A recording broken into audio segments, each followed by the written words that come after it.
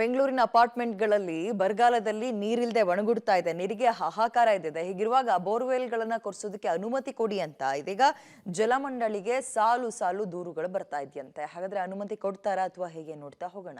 ಬೆಂಗಳೂರಿನ ಅಪಾರ್ಟ್ಮೆಂಟ್ಗಳಲ್ಲಿ ನೀರಿಲ್ಲ. ಬತ್ತಿ ಹೋದ ಬೋರ್ವೆಲ್ಗಳು ನೀರೇ ಬರ್ತಿಲ್ಲ.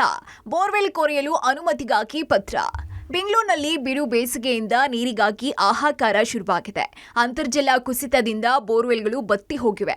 ಅದರಲ್ಲೂ 25ಕ್ಕೂ ಹೆಚ್ಚು ಅಪಾರ್ಟ್ಮೆಂಟ್ಗಳಲ್ಲಿ ಬೋರ್ವೆಲ್ ಬತ್ತಿ ಹೋಗಿರುವ ಕಾರಣ ಬೋರ್ವೆಲ್ ಕೊರೆಯೋದಕ್ಕಾಗಿ ಅನುಮತಿ ನೀಡುವಂತೆ ಜಲಮಂಡಳಿಗೆ ಸಾಲು ಸಾಲು ಅರ್ಜಿಯನ್ನ ಸಲ್ಲಿಸಲಾಗಿದೆ.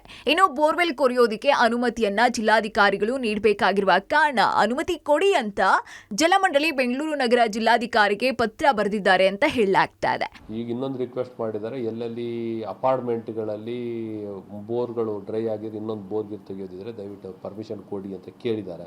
BWSSB ಇಂದನೂ ಫೋನ್ ಮಾಡಿ ಅವ್ರ ಚೇರ್ಮನ್ ಹೇಳಿದ್ದಾರೆ.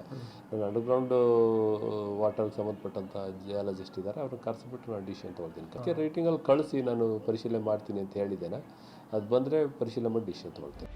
ಇನ್ನು ಜಲಮಂಡಳಿ ನೀರಿನ ಮಿತಿ ಬಳಕೆಗೆ ಕ್ರಮ ವಹಿಸ್ತಾ ಇದ್ರೆ ಇತ್ತ ಬತ್ತಿ ಹೋಗಿರೋ ಕೆರೆಗಳಿಗೆ ನೀರು ತುಂಬಿಸುವ ಕಾರ್ಯ ಕೂಡ ಮಾಡ್ತಾ ಇದೆ. ಇನ್ನು ಅಪಾರ್ಟ್ಮೆಂಟ್ನಲ್ಲಿ ನಿವಾಸಿಗಳು ಎಷ್ಟು ದಿನಗಳ ಕಾಲ ಟ್ಯಾಂಕರ್ನಲ್ಲಿ ನೀರನ್ನ ಹೊಡೆಸ್ಕೊಳ್ತಾರೆ, ಅವರಿಗೂ ಇದು ಬರ್ಡನ್ ಆಗೋದಿಲ್ವಾ? ಹೀಗಾಗಿ ಕೂಡಲೇ ಬೋರ್ವೆಲ್ ಕೊರೆಯೋದಕ್ಕೆ ಪರ್ಮಿಷನ್ ಕೊಡಿ ಅಂತ ಪತ್ರ ಬರ್ತಿದೆ. ಇನ್ನು ಜಿಲ್ಲಾಧಿಕಾರಿಯ ಅನುಮತಿಗಾಗಿ ಕಾಯ್ತಾ ಇದ್ದಾರೆ.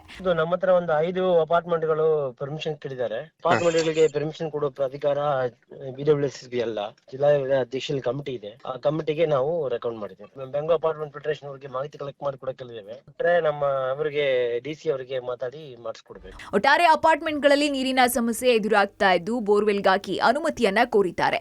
ಈಗಾಗಲೇ ಬೋರ್ವೆಲ್ ಕೊರಿಬಾರದು ಅಂತ ಜಲಮಂಡಳಿ ಆದೇಶಿಸಿದೆ. ಈಗ ಅನುಮತಿ ಕೊಡಿ ಅಂತ ಜಲಮಂಡಳಿ DCಗೆ ಪತ್ರ ಬರೆದಿದೆ. ಆದರೆ DC ನಡೆ ಹೇಗಿರುತ್ತೆ ಅನ್ನೋದನ್ನ ಕಾದು ನೋಡಬೇಕಾಗಿದೆ.